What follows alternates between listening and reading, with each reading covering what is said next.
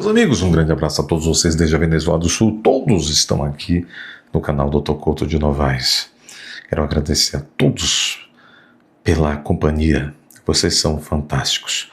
O governo Lula está em alerta máximo. O próprio Lula está em polvorosa porque o governo de Donald Trump, os Estados Unidos, acabam de trocar o comandante, o importante comandante das Forças Armadas daquele país, que tem tudo a ver com a intranquilidade nesse momento de alguns facínoras aqui na América do Sul.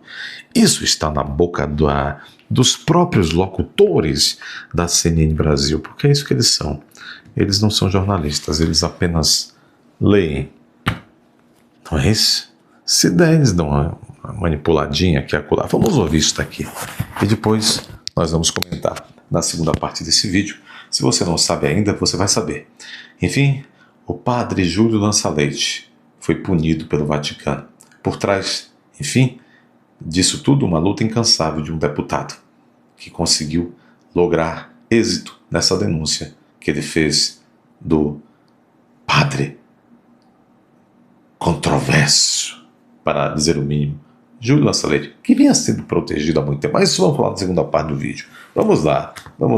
Olha aqui. Governo Lula em alerta máximo.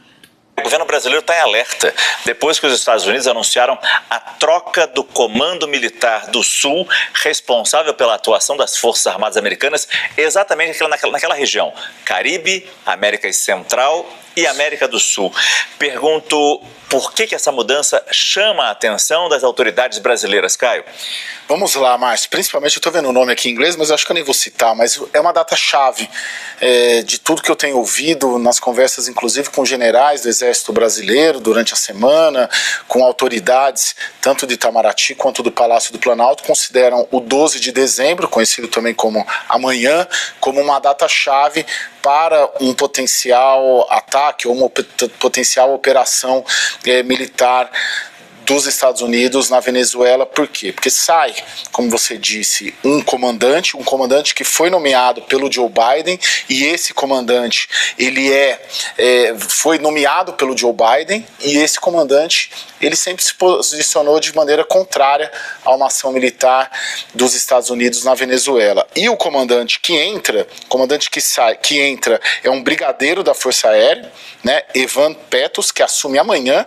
Isso é uma informação oficial do governo dos Estados Unidos. Ele assume no lugar de um almirante, o Alvin Halsey, né, que ficou 13 meses apenas no cargo, algo também atípico. E o comandante que assume, já nomeado pelo Donald Trump, favorável a uma ação militar. Para a Casa Branca, tudo que a gente tem ouvido aqui no Brasil, das autoridades brasileiras, que estão também em conversas com os Estados Unidos, é que não havia como Trump fazer uma operação aqui na América do Sul, na Venezuela, com um comandante militar do Sul sendo refratário, sendo contrário a essa operação. A partir de amanhã, assume um novo comandante que é favorável a essa operação. Por isso que aqui no Brasil as autoridades consideram esse 12 de dezembro uma virada de página, porque a partir daí Trump tem um comandante no Comando Militar do Sul, responsável ali pelo Caribe, pela América do Sul, favorável a essa operação. E aí o governo já começa a prever que isso sim ocorrerá, deve ocorrer a partir de amanhã, em alguma data a partir de amanhã, em razão dessa mudança na percepção do governo brasileiro, e também começa de alguma maneira a se preparar, principalmente com a nossa fronteira lá direta com a Venezuela. Temos 2.000 quilômetros de fronteira, o estado de Roraima tem uma operação do Exército lá, Operação Acolhida, que prevê ali um aumento do fluxo de refugiados, de desertores, até desertores militares, né, alinhados ao regime de Nicolás Maduro, podem passar ali por aquela fronteira, desertores civis, né, gente do governo Nicolás Maduro fugindo ali pela fronteira brasileira. Então é um estado de atenção. Há uma leitura que é muito provável também, é provável que possa haver uma fuga pela fronteira com a Colômbia, que é mais próxima de Caracas, mas está, a partir de amanhã, um estado de alerta maior por parte do governo brasileiro em razão dessa troca de Comando Militar do Sul dos Estados Unidos. Muito obrigado. Muito obrigado por nada. Cai. Muito bem, então é isto. A mídia, o governo Lula, o Moraes está em festa, fez uma festa de arromba no último sábado, ficou rouco até para comemorar a caída da Magnífica, está achando que tudo está bacana. Vamos fazer uma... Vocês estão vendo, acabaram de ouvir. É um sinal verde, a troca do comandante aqui do Cone Sul, comandante militar americano. Que interessante.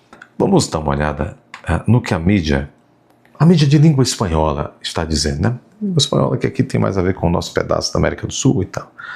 Mas vamos aqui ao Infobae. Donald Trump ordenou um bloqueio total aos barcos petroleiros sancionados que entram e saem da Venezuela. Bloqueio total dos petroleiros sancionados. Que interessante. Que interessante. Está piorando. Está piorando.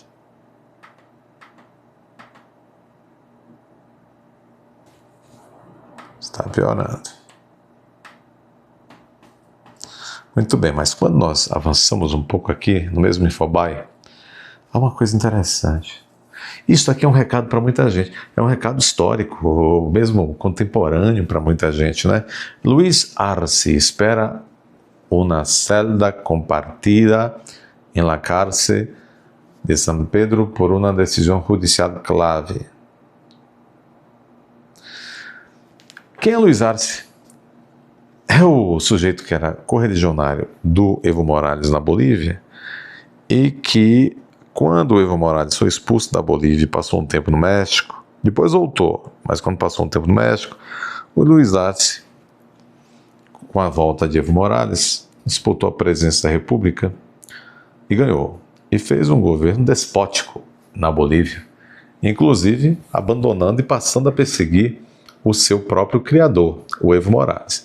Quem fez isso? Esse Luis Arce. Ele fez o Didi. Ocorre que prendeu, inclusive, aquela Inês, né? A senadora Inês. Ficou em péssimas condições, a Inês. Hoje ela já está em casa, porque o tempo passou. E o tempo é o Senhor. Né? É o Senhor dos destinos. O tempo, afinal de contas, é parte do próprio Deus, não é? Então, depois de o povo e os opositores bolivianos sofrerem tanto na mão desse Luis Arce, agora recentemente houve um segundo turno maravilhoso em eleições da Bolívia. 2 candidatos de direita, aquele que ganhou, assim que um candidato de direita ganhou, o judiciário voltou para sua casinha. Estava todo cooptado, mas o judiciário voltou para sua casinha e mandou prender o próprio presidente déspota, o Luis Arce. Justiça está começando a ser feita na Bolívia. Aqui, isso é uma lição de vida para aqueles que acham que já está ou que já estão dominando tudo para sempre, eternamente. Né? Que coisa. Bom, se abrirmos também aqui o jornal El País, importante jornal de língua espanhola. Estados Unidos atacam outras 3 supostas narcolanchas. Novamente, Estados Unidos ordena bloqueio total dos petroleiros sancionados que entrem ou que saiam da Venezuela.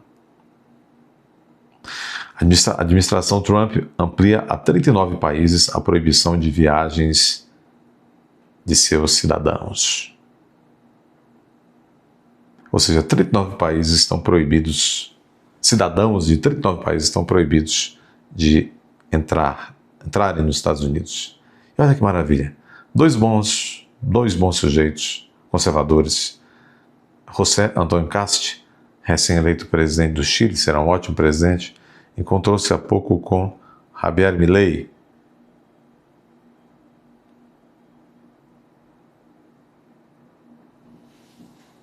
A primeira viagem que o José Antônio Cast faz como presidente eleito foi à Argentina, encontrar-se com Javier Milei. A América Latina está iniciando um novo momento, com 2 presidentes fortes, o do Chile e claro, o da Argentina. Começa bem. Há outros. Falta Peru o ano que vem, Colômbia o ano que vem.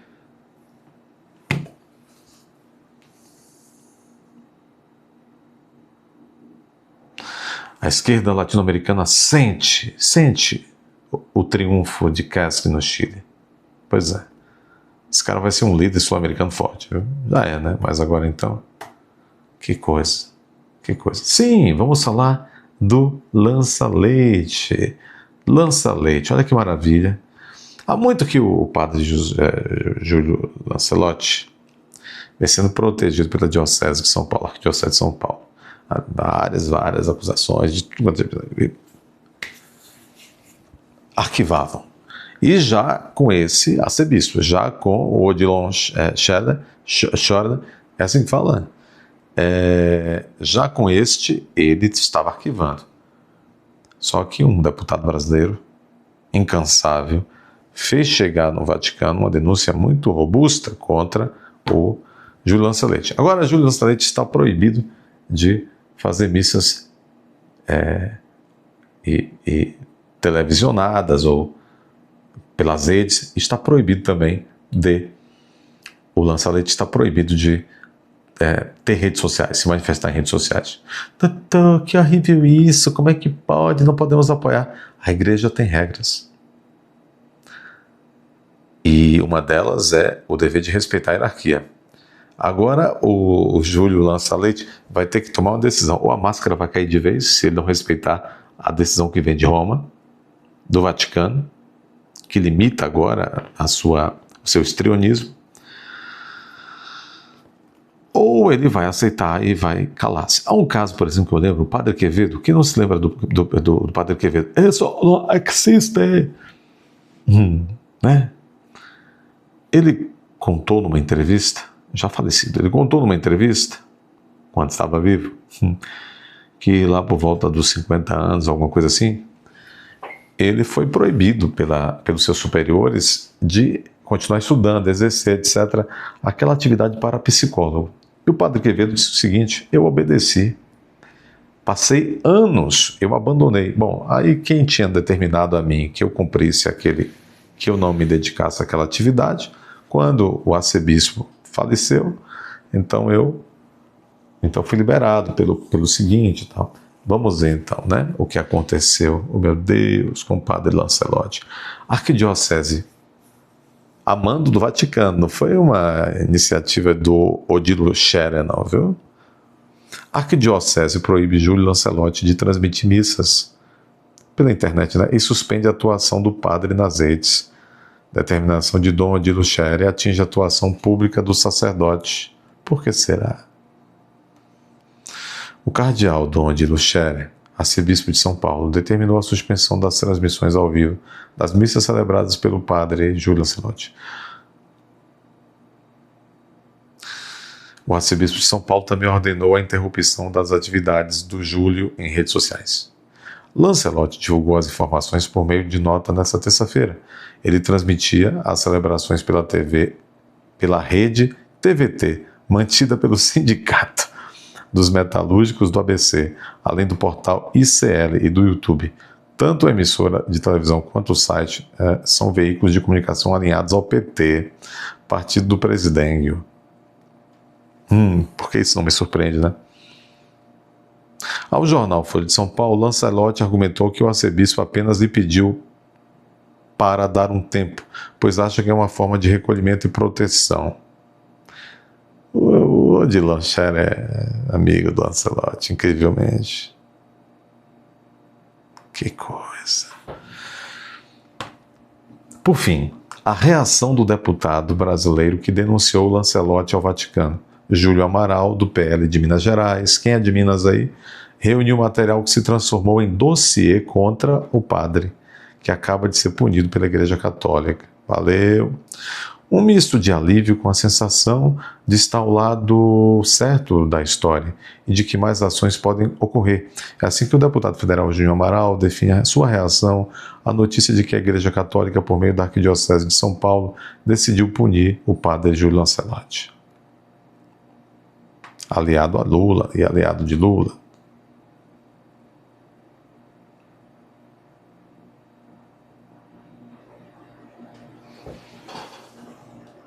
A punição de Lancelotti se dá um mês depois da denúncia feita pelo parlamentar. ao Vaticano. Ao lado da mulher Marília Feliciano, o deputado entregou documentos à Embaixada do Vaticano em Brasília. O pedido de investigação contra o religioso ocorreu em novembro. Pedido de investigação ocorreu em novembro. O dossiê em mãos do Vaticano reúne denúncias de assédio, proselitismo político contra sacerdote.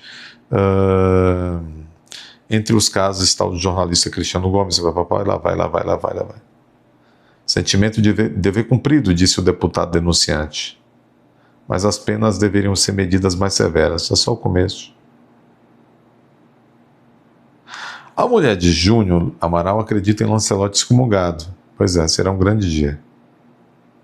Ela disse: faremos o refinamento das denúncias, inclusive na seara civil criminal, afirma a mulher de Júnior. Não o denunciamos por ser um padre petista, ele pode votar em quem quiser. A denúncia por causa de crimes e de ações que vão contra os valores da Igreja Católica. Tenho a certeza de que ele será excomungado. Eu também tenho. Dê seu like, inscreva-se. Nunca vá à missa, nem assista às missas de Lancelotti, porque você vai desaprender Cristo, não vai aprender nada lá. Ali é o graudão da deletéria teologia da libertação. Cancro da igreja. Deus me perdoe, Senhor. Mas Jesus disse: as portas do inferno não prevalecerão sobre a igreja. Amém. Digam amém, não é? Gente, por favor, o like, a curtida é muito importante. Peço que vocês também já deixem aí o compartilhamento. Compartilhem. Vão até uma setinha do compartilhamento que tem perto da aba Seja Membro. Peço que vocês deixem comentários inteligentes. Parem de deixar palavras feias aí que o YouTube não gosta, pessoal. Tá bom? Compartilhem, comente. Se aparecer a tecla hypar, clique na tecla hypar. É isso aí. Bom, agora eu conto com vocês todos. Preciso que alguns de vocês tornem-se membros do canal. Vão até a aba Seja Membro, torne-se membro.